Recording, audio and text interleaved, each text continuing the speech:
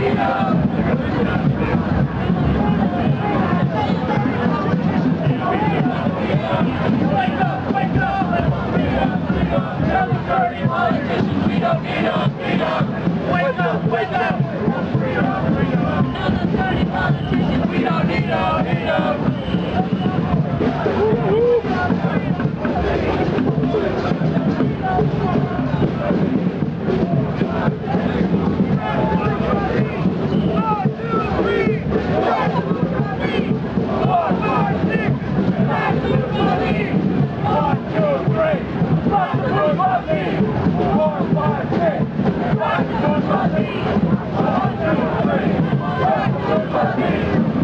five, six.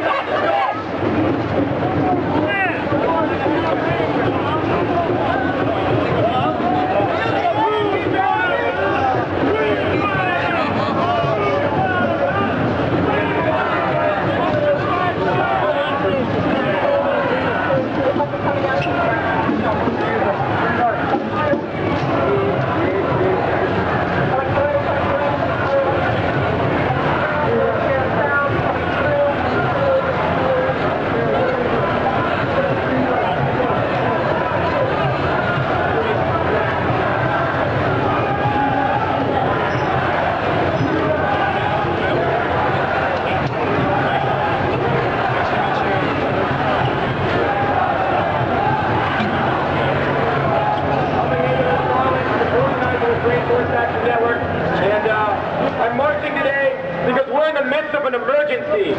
Climate change is a global catastrophe and it's happening right now. Hola, soy Kat Zimmer. Yo soy de aquí, Charlotte. Soy un organizador por Rainforest Action Network. Marcho hoy porque estamos en una emergencia. El cambio del ambiente es un catástrofe global. ¿Qué está pasando ahora mismo? We know this as we watch drought grip the United States, levees overtopped in Louisiana, West Nile virus outbreaks in Houston, wildfires in the Midwest. Sabemos esto porque hay muchos crisis de ambiente en Louisiana, en Houston y allí en el oeste. This is the emergency that we wake up to every morning, a planet poisoned by fossil fuel pollution. And this isn't happening by accident. The fossil fuel industry, coal, oil, and natural gas are working to keep us dependent on poisonous fuels that cook our planet. Levantamos cada mañana porque este mundo está envenenado. The house is on fire, and every living thing on planet Earth is in it. And when Bank of America funds the coal industry, they pour more gasoline on the fire. It's up to us to stop Bank of America from funding coal, oil, and natural gas. We must fight climate change. Fight harder. Tenemos que luchar contra el cambio climático.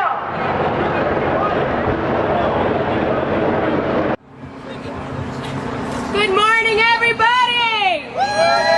Buenos días, todo el mundo. My name is Carly, and this is Luis, and we will be interpreting for you today. Este es Carly, yo me llamo Luis. Nosotros vamos a estar interpretando para ustedes hoy. We just have a couple notes about the interpreting before we start. Tenemos un par de cosas que decir sobre la interpretación hoy. Please speak loudly and clearly. Por favor, hable alto y claramente.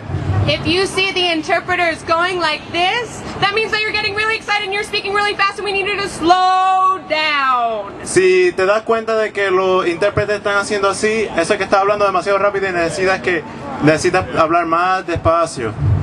And if you're speaking really softly and we can't hear you, we're gonna go like this so you speak louder. Y si nos damos cuenta de que estás hablando demasiado bajito y no te podemos escuchar, lo vamos a hacer así para que hable más fuerte. Many more will be coming during the course of this evening, so that's a great thing to know that we're raising a lot of important issues, and you'll be hearing a lot about them from our keynote speakers as they come up to stage. So without any further ado, I'm going to bring the first one up. That is Allende Ignacio, also Alcalo, and many of you know him as Yin. He is a proud member of Occupy Charlotte, the 99% MOWSS, and the most important thing of all, the people. So without any further ado, let's hear it for Yin.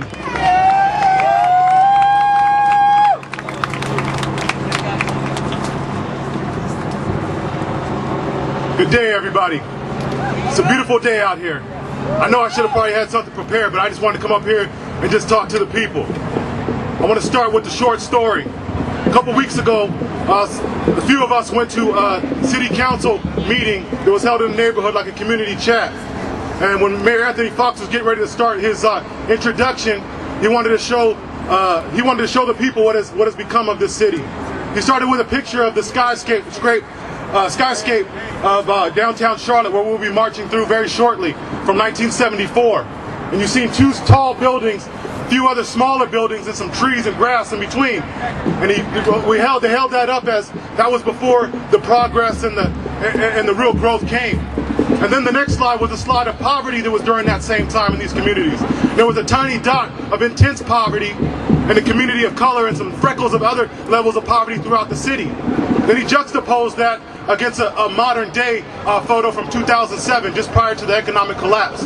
And then you see that the cityscape was, by that time, dominated by the Bank of Americas, the Wells Fargos, and the Dukes. And they held that up as the progress that we've seen in this land. But then following that, which was very interesting, is he showed a follow-up on the poverty map. And interestingly to know, during that time of progress, the poverty had jumped tremendously. And that tiny red dot had become a cancer that had spread throughout the entire city, minus the small financial district uptown and some nice upper income communities that benefit directly from that. So the question that we're asking is, who's been benefiting? Where is the progress? Because we are not seeing it out here in the streets. And so, as I stand before this banner, And that's what we're here to do today, to raise up the voice of the people who are the ones who have been victims and have been dealing with the progress for the 1% off the backs of hardworking individuals. And as you can see, I stand before Martin Luther King, and what he talked about was a fierce urgency of now. And that's what today is. Today is the coming of the fierce urgency of now. Now, I'm running out of time. And founder of the Malcolm X Grassroots Movement for Self-Determination. We're here to demand an end to the war on black people here and in Africa. From police brutality and mass incarceration to AFRICOM and proxy wars across the African continent. The Democrat Party and the Obama administration claim to be people-oriented, but refuse to recognize and protect basic human rights. They continue to imprison COINTELPRO civil rights era political activists while lecturing the world about the release of theirs. Obama's signing of the NDEA effectively suspends habeas corpus. Barack Obama and the Democrat Party tout an African American president, attorney general, former African American and women secretaries of state, but are silent on depression level African American unemployment. It is imperative that the Obama administration release unconditionally all political prisoners from the COINTELPRO civil rights era. That Sekou Odinga, Motula Shakur, Leonard Peltier, more than 100 political prisoners in the United States holds and has all held for over 30 years. We demand their immediate release. We demand that we recognize that now is the time to say enough is enough. My name is Ifia Wangaza, former member of the SNCC Atlanta Project and founder of the Malcolm X Grassroots Movement for Self-Determination. We're here to demand an end to the war on black people here and in Africa. From police brutality and mass incarceration to AFRICOM and proxy wars across the African continent. The Democrat Party and the Obama administration claim to be people-oriented, but refuse to recognize and protect basic human rights. They continue to imprison COINTELPRO civil rights era political activists while lecturing the world about the release of theirs. Obama's signing of the NDEA effectively suspends habeas corpus. Barack Obama and the Democrat Party tout an African American president, attorney general, former African American and women secretaries of state, but are silent on depression level African American unemployment. It is imperative that the Obama administration release unconditionally all political prisoners from the COINTELPRO civil rights era. That Sekou Odinga, Motula Shakur, Leonard Peltier, more than 100 political prisoners in the United States holds and has all held for over 30 years. We demand their immediate release. We demand that we recognize that now is the time to say enough is enough. We're going to move it very quickly. So the next speaker is going to be Cameron Avelis. And he's a spoken word poet, organizer with NC Heat, fighter, lover, and proud revolutionary. So without any further ado, Cameron, come on up here.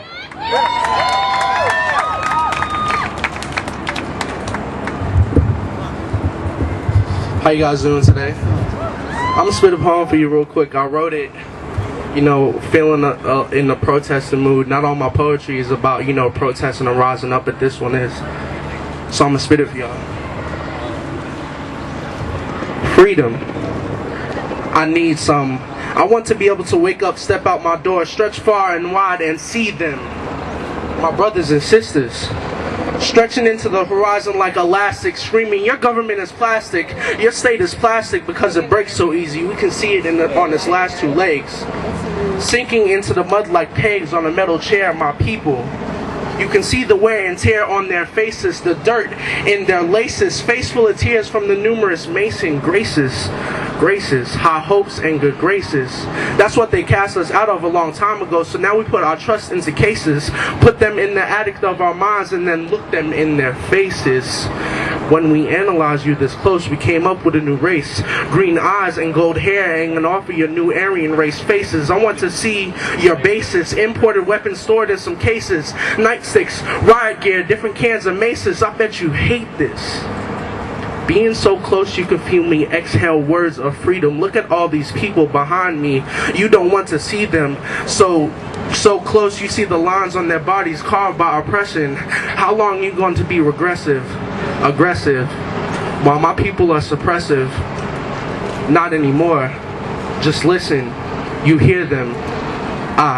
Anticapitalista. Anticapitalista. Anticapitalista. Anticapitalista. Thank you.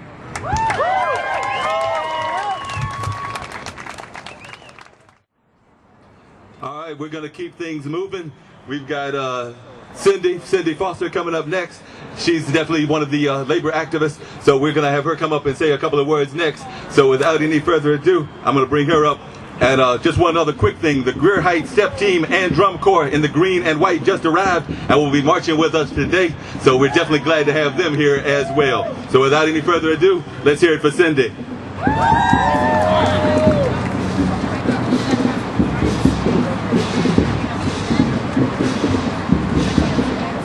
Good morning. I'd like to welcome all of you here on behalf of labor. We're here today to protest the DNC's decision to choose the lowest unionized state in the country to have their DNC convention, as well as Charlotte, the second largest banking city in the country, where Wells Fargo, Bank of America, and Duke Energy's interests far outweigh the interests of the working class. Where until 5 months ago, under the pressure of local labor, the DNC/Charlotte 2012 website finally removed a statement promoted by the Charlotte Chamber of Commerce that advertised the fact that business should come because Charlotte and North Carolina was the lowest unionized state in the country. Translation, come here and pay low wages and you won't have a union to fight you about the protection of the workers. This is an affront to labor and the working class. However, folks, I want to tell you, this is indicative of what's going on around the country. And that whether you're union or not, we all stand together because guess what? We're all workers. We're all part of the working class. Especially in areas of color where the jobless rate is the highest. So I invite you today to please use this event to put all banks, elected officials, and corporations on notice. We have had enough and we will not take it anymore. Thank you. Putting hope and peace into action. So without further ado, Code Pink.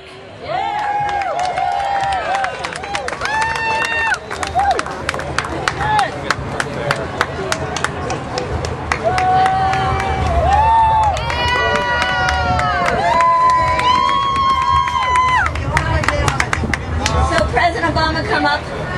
All right. So any of you watch Clint Eastwood when he gave his rambling speech at the Republican National Convention? So remember, he had a chair there with an imaginary Obama. But Clint Eastwood was speaking to Obama on behalf of the 1%. We are here as Code Pink to speak to President Obama on behalf of the 99%. We would like to thank President Obama for supporting women's equality and reproductive rights, unlike the Republicans' war on women. But we want more than individual rights. We want a peace president that'll get us out of Afghanistan, end killer drone attacks, and bring our war dollars home to fund our schools, hospitals, and green jobs. We want our politicians to stop listening to the AIPAC lobby and instead stand up for human rights and equality for Palestinians and Israelis. And we want peace with Iran too. We want our political system cleaned up. We want elections, not auctions. And we want politicians and the Supreme Court justices who proclaim like us, corporations are not people.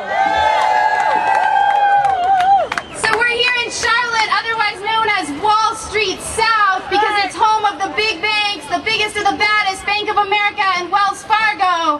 These banks are pillaging our homes and our democracy, and we're tired of it. So we are committing to moving our money into local sustainable banks and credit unions, and we are going to tell our government that it is time to bust up big banks. So, when I say bust up big banks, I'm going to invite everyone on stage here to throw your bra in the air. Bust up big banks! Bust up big banks! Bust up big banks! Join us! Big banks! Bust up big banks! Bust up big banks! Bust up big banks! Bust up big banks!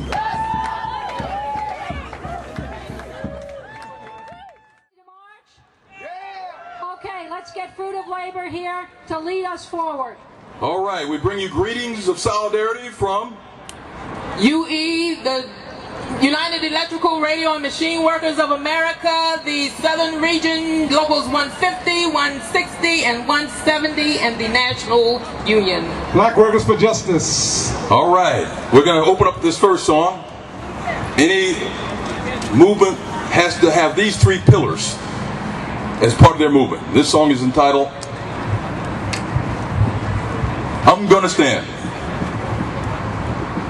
We will not bow down to racism. We will not bow down to injustice. We will not bow down to exploitation. I'm gonna stand. I'm gonna stand. I won't tolerate racism. You won't tolerate injustice. We won't tolerate exploitation. I'm gonna stand. I'm gonna stand. We will not obey racism. We will not obey injustice. We will not obey exploitation. I'm gonna stand. I'm gonna stand. I'm gonna stand. I'm gonna stand. I'm gonna stand. I'm gonna stand. All right. Organize, organize, organize. Organize, organize, organize. Organize, organize, organize. Sing with us. Organize, organize, organize. Organize, organize, organize. We're going to Organize, organize, organize. We've got to Organize, organize, organize. Come on, let's Organize, organize, organize. Workers from the South are here to say the time is right, let's organize today. We're tired of being used and exploited. Get up, stand up, wake up, we'll be doing it. Oh, we're going to Organize, organize, organize. Come on. Organize, organize, organize. We're going to Organize, organize, organize. Come on, let's Organize, organize, organize. Not doing it for praise, glory, or fame. We're not doing it so others will know our name. We're doing it cause we want to make it plain that we'll fight to make the boss do the right thing. Oh, we're going to Organize, organize, organize. Come on, let's Organize, organize, organize. We're going to Organize, organize, organize. We've got to Organize, organize, organize. Come on, let's Organize, organize, organize. We're going to Organize, organize, organize. We've got to Organize, organize, organize. Come on, let's Organize, organize, organize. All right. All right, we're taking a short break. How y'all doing?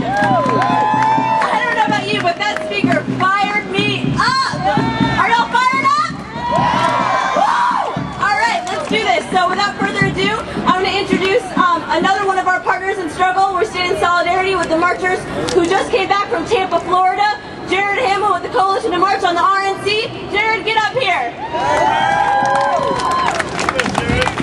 How y'all doing? My name is Jared Hamill, and I was one of the organizers of the march on the RNC in Tampa, Florida. I'm also a rank and file member of Teamsters Local 79. Our coalition united groups from around the country, not only against the Republicans, but also against the 1% as a whole. On August 27th, people from around the country braved storms and a heavily militarized police state. We took the streets that Monday because we had nowhere else to go. That's why we're here today. The parties of the 1%, Republicans and Democrats, have systematically oppressed the people of this country and people from around the world. Whether it be economic violence of foreclosures and forced homelessness, denied access to jobs, health care, and education, racism and denial of rights, as well as the millions of deportations of immigrants, or the wars and drone strikes murdering so many people around the world, and the list can keep going. The point is that we don't have an option to vote for change. We only have one option, and that's to take the streets. We can't wait for politicians and the corporate backers to come around, and we have needs, and we have to take them to the streets. And with that, we've got to take what we need, because no one's going to give it to us. We have to take it. That's right. Thank you. And human rights defender. So without any further ado, let's hear it for Jaribo. Hey, what's happening? What's going on? Y'all act like you at a picnic. You act like liberation has come. You're so quiet. You act like you're on vacation. Can we make some noise? Can we make some noise? I'm Jaribu Hill from the belly of the beast in the state of Mississippi. And we are proud to be here with you today to stand in solidarity. Tomorrow, September 3rd, 1991, was when the Hamlet, North Carolina Imperial Foods workers were burned alive as they tried to work for a living. We have to remember the Hamlet workers, the Imperial Foods workers. We have to remember their struggles and the struggles of all working people. We are in solidarity with this march because we understand that Wall Street ain't just on Trinity Street. Wall Street ain't just on Chambers Street in New York. Wall Street is wherever there's corporate greed. And why not have a Wall Street South March when this is where chattel slavery was born? Why not have it in the place where there's never been justice? Why not come to North Carolina that has the lowest density of union members in this country? Why not come? Because nobody is organizing the South. Say with me, workers' rights are human rights. No justice. No. Peace, brothers and sisters. Larry Hales, People's Power Assembly. My friends, and I don't say friends because you're required to like me. If you do, that's fine. But you don't have to like me, and I don't have to like you, and you don't have to like one another. But what we can agree on is the reason why we are here, is that what we have seen, not just in the past 4 years, but the past 30 years, is that the politicians who have been elected, the so-called do our bidding, have been doing the bidding of the richest, most wealthiest people in this country, of the banks and the financial institutions and the heads of corporations. And they say that just because we get to pull a lever every 2 years or every 4 years, that means we have democracy. Well, if that's democracy, then I believe we must fight for something else. Because how can you go to someone and say, you live in a democratic society, yet you cannot feed yourself or your family? How can you tell someone who's being foreclosed on and kicked out of the house that you live in a democratic society when you do not have a roof over your head? If that's democracy, then we need something else. And how are we going to get there? See, I believe what real democracy is is that when we are in control of the whole society, That's right. when the city council is made up of people like you, when the city council takes up the interests of the most despised of us, the most dispossessed of us, the blackest of us, the brownest of us, no matter what language we speak, but because we are human beings. And we have no interest in war. We have no interest in drones. We have no interest in banks ruling over the people of this country or dominating the people around the world. But what is our interest? What are our interests?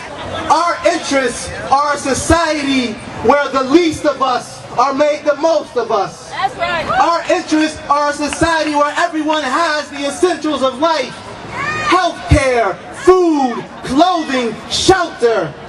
And our interests are in a society where we are the ones in control. Yeah. Where we run the bank, where we run the factories, where we are in control of everything in the society. And so the way that we will get there, brothers and sisters, is by building real people power.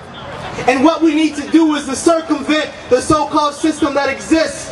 And in every city, block to block, neighborhood to neighborhood, city to city, state to state, region to region, a national network of people's assemblies where we go and we defend our interests. When our neighbors being kicked out of their home, we go and we occupy the home. When the factory is getting ready to close up and kick out the workers, we go in solidarity with the workers and we take over the factory. When our brothers and sisters are being shot down in the streets, we go and we support them and we arrest those pigs who shoot them down and we try them with people's justice.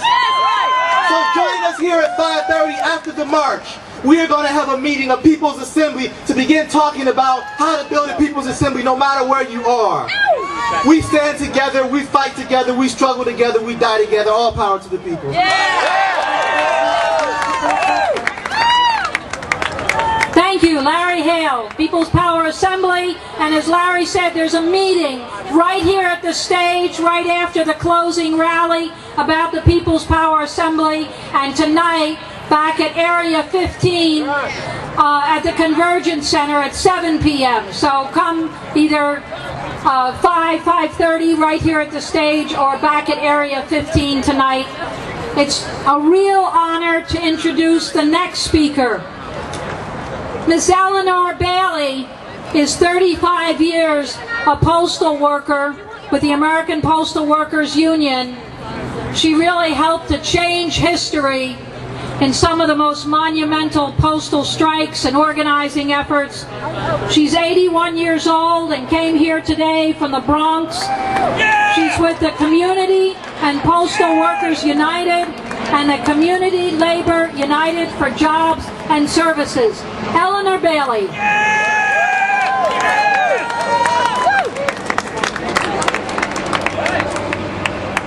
Hello, everybody. My goodness, this looks sweet. This looks good. I want to tell you, I have been vitalized.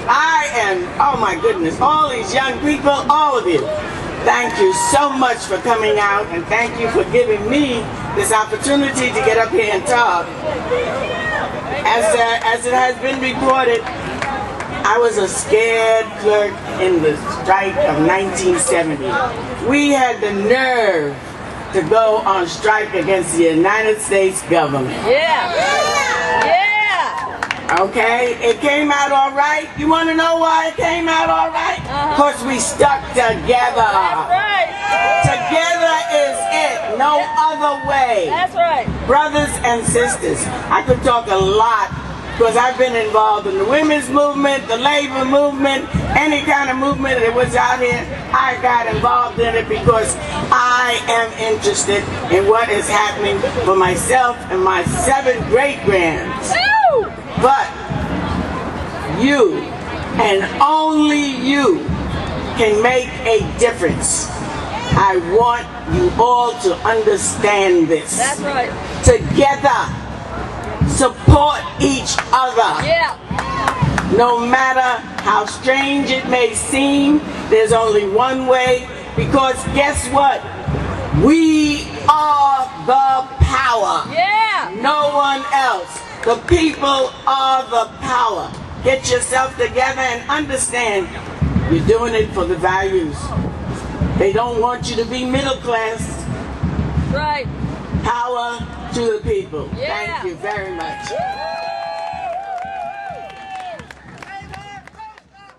Merger. So without further ado, Monica Embry. Good morning. It's great to be here today with all of you. Again, my name is Monica Embry, and I'm a North Carolina organizer with Greenpeace.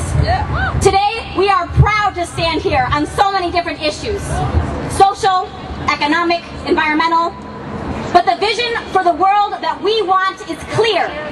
We want justice for all people and our planet. Today, we will be stopping in front of the largest energy utility in the country, Duke Energy.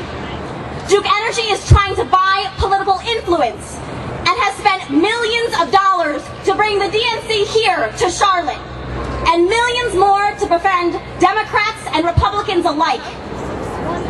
But not only does Duke Energy pollute our democracy, it is also polluting our planet and destroying the lives of people here in Charlotte and across the world with their dirty business practices. That's right.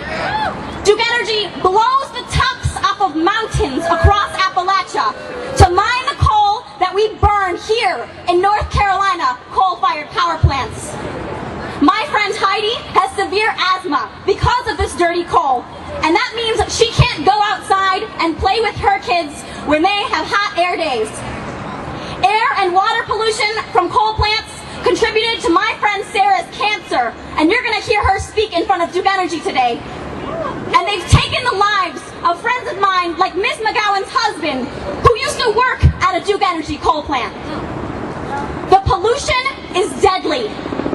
Every hour, someone in the United States dies from pollution from coal-fired power plants. And worse yet, burning all of this coal is the leading cause of global climate change, which further links all of our struggles. That's right. As the planet gets hotter and the sea levels begin to rise, more and more people across the world will struggle to have enough food and water to survive. This means we are going to see more wars over limited resources, more refugees crossing borders as they struggle to survive as their land disappears into the sea and their farmland burns. That's right. This means we will see more oppression of our people. It is more important than ever to bring people together to form a progressive movement again. A movement that takes on corporate greed and the mistreatment of all people and our planet. As Dr. King said, injustice anywhere is a threat to justice everywhere. Power to the people. Presidential campaigns of both major parties.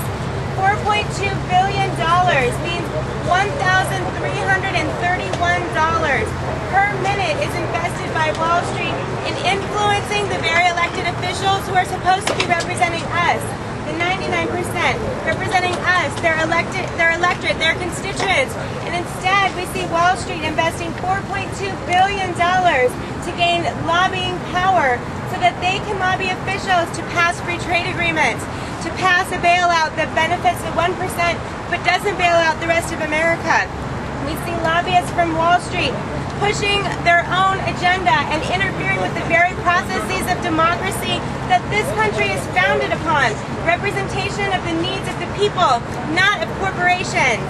No matter what state you're in, if you go to globalexchange.org, you can look up our legislative scorecard and see how much money your senator, your representative got from Wall Street, and demand accountability. This is a problem inherent with both parties. This is a problem that isn't going to go away in one election.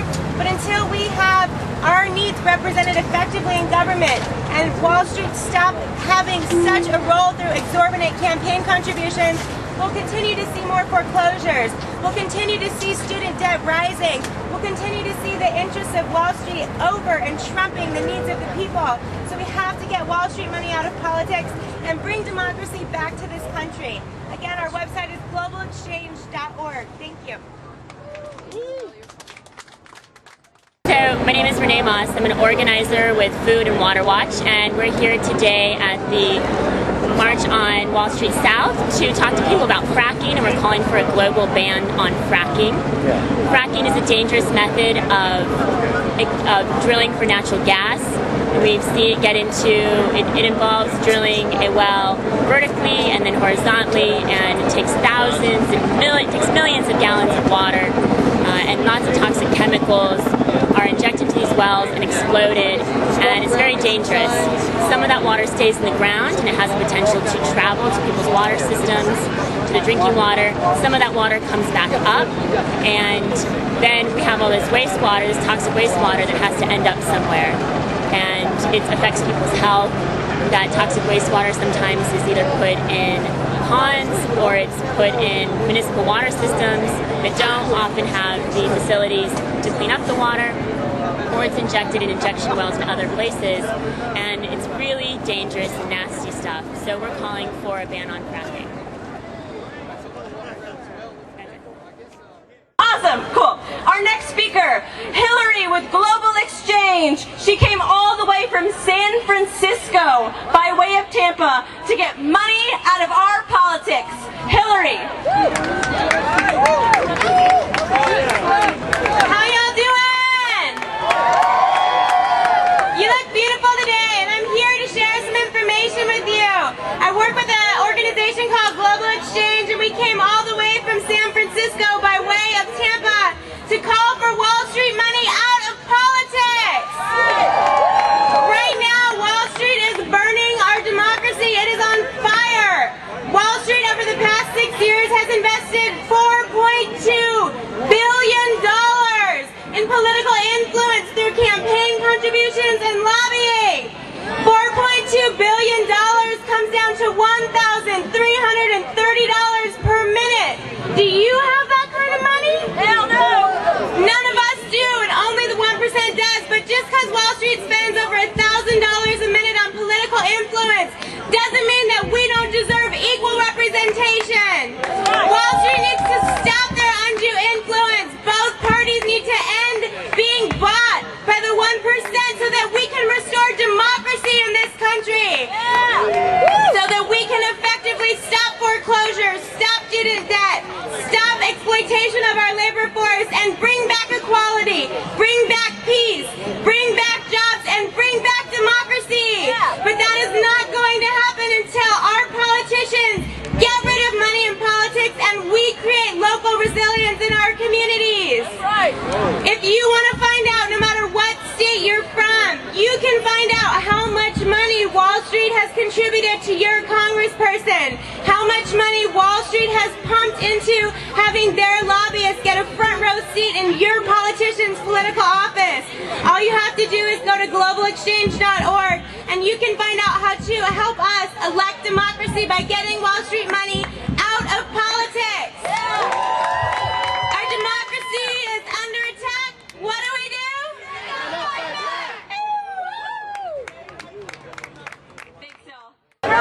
Next up, we have Sarah Buckner, who's a member of the organizing committee to unionize the Western North Carolina Sitel call center facility.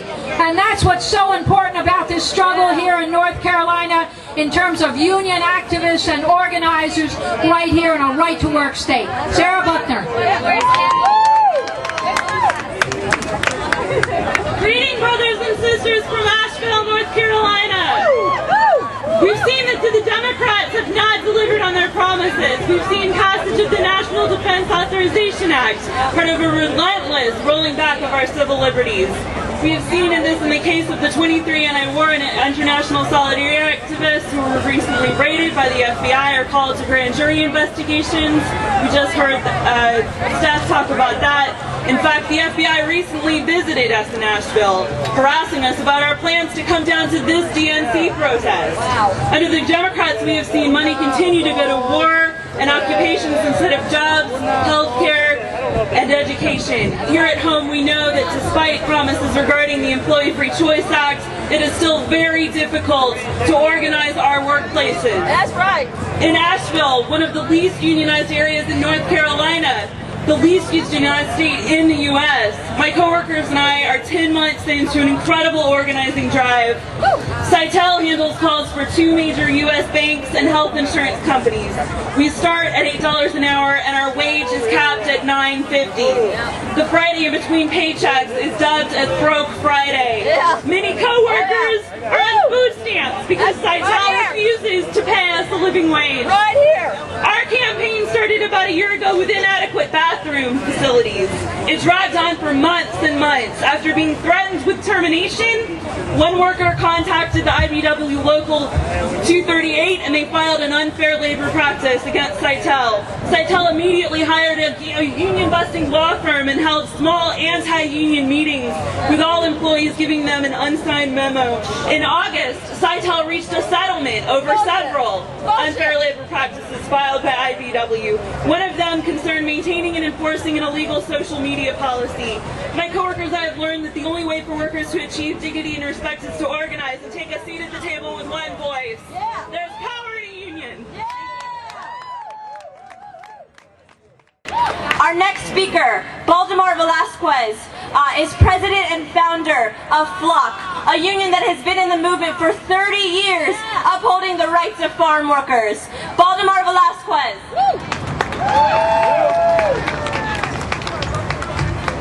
Hey y'all, it's good to see you all today here. I've been doing these kinds of rallies since the 1960s.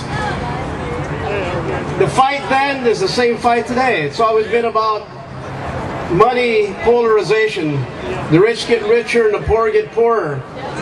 There's probably not anybody poorer than the working poor or the migrant farm workers that harvest crops in these fields in North Carolina, not too far from here. They're all immigrant workers, like my family came from Mexico at the turn of the early 1900s, to be delegated to a life of peonage, migrating, harvesting your cotton, harvesting your crops, coming to the Midwest, harvesting tomatoes, cucumbers, peaches, tomatoes, cherries, strawberries, apples, everything. Everything you have in your table, because there's working poor out there being marginalized to be taken advantage of as a low-wage workforce. That's what they want to make out of all of you. They want to make you all low-wage workers. That's why they have right-to-work states, right-to-work laws. Indiana just passed a right-to-work law. They're trying to push one in Ohio. They're trying to marginalize those people who got something to have nothing, so you're desperate that you'll work for nothing.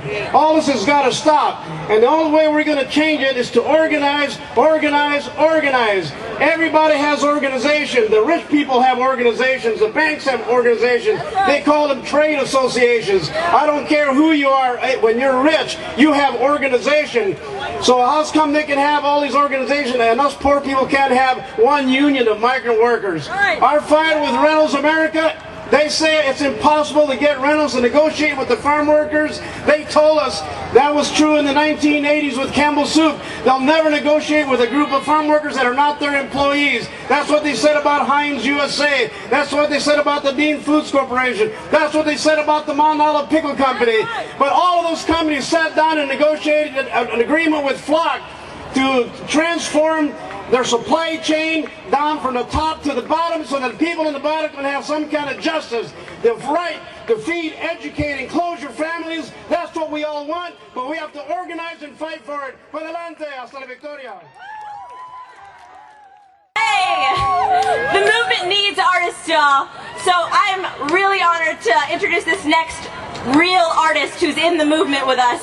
Jaziri X is an MC and community organizer and activist. He is the creative force and artist behind the groundbreaking internet news series This Week with Jaziri X, which has garnered critical acclaim, thousands of subscribers, and millions of internet views. And he held it down for us at a concert at the Convergence Space, so I'm a huge fan. Jaziri X. Put your fist up, put your fist up, put your fist up, put your fist up, pump your fist up, pump your fist up. Look, a black fist covered by black love, a black sister and black brother is black love, a black gas sound like thunder, so back up, or you can find your black gas covered in black mud. You ever see a black diamond, it's black coal. Soldiers over Iraq down for black gold. A beauty mark on your face is the black mold. The birthplace of all music, the black soul. This is the beginning of time, we that old. About to start a revolution like Castro. And with that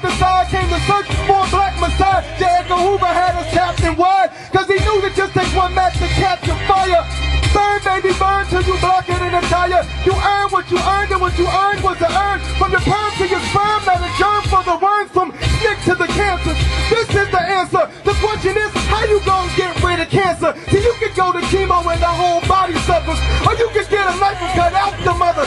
See, violence is American, it's cherry pie. They wanna leave a wide awake man buried alive, cause we're your worst nightmare. And you scared of our wrath. I smell freedom in the air. Are you prepared to die? That's freedom in the air. Are you prepared to die? That's freedom in the air. Who's prepared to die? Put your fist up. Put your fist up. Put your fist up. Put your fist up. Now when I say freedom, you say now. Freedom. Freedom. When I say freedom, you say now. Freedom. Freedom. Freedom. Freedom. Freedom. Freedom. Yeah, yeah, yeah, yeah, yeah. So, I'm a hip hop artist, you know what I'm saying? A lot of times, you know, thank you, Mr. Soundman. Pause that real quick. A lot of times, like, hip hop is just classified as what they call gangster rap. You know what I'm saying? So all you really hear a lot of times on radio and major radio stations is gangster rap. And I thought it was interesting because I said, man, you want to see some real gangsters? Yeah. I know some real gangsters, you know what I'm saying? Yeah. They almost collapsed the whole economy. Then they got a check for $800 billion and not one of them went to jail. That looked like a real gangster to me. So I want to talk about these real gangsters, but I need your help. So when I say these are, I want y'all to say real gangsters. Y'all with me? Yeah. These are? Real gangsters. All right, let's go, let's go, let's go. Yeah. Yeah. Yeah. Yeah. These are? These are? These are? These are?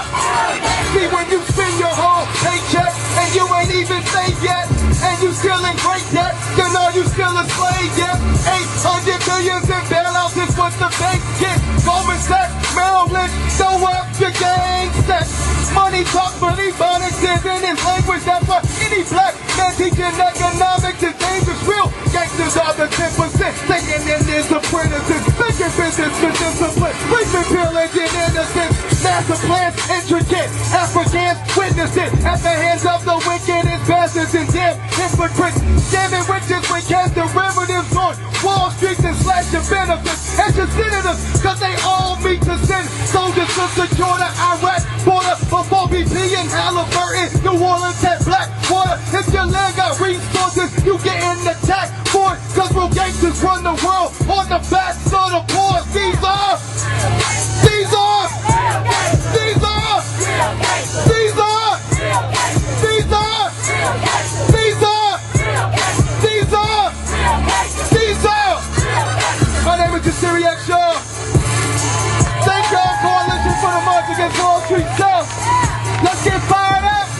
The only way we gonna get rid of the real gangsters is if we all come together in unity. Free Mumia Abu-Jamal. Free them, Jamal Al-Amin. Free Barry Manning. This is a people's movement. Let's get busy. Yeah.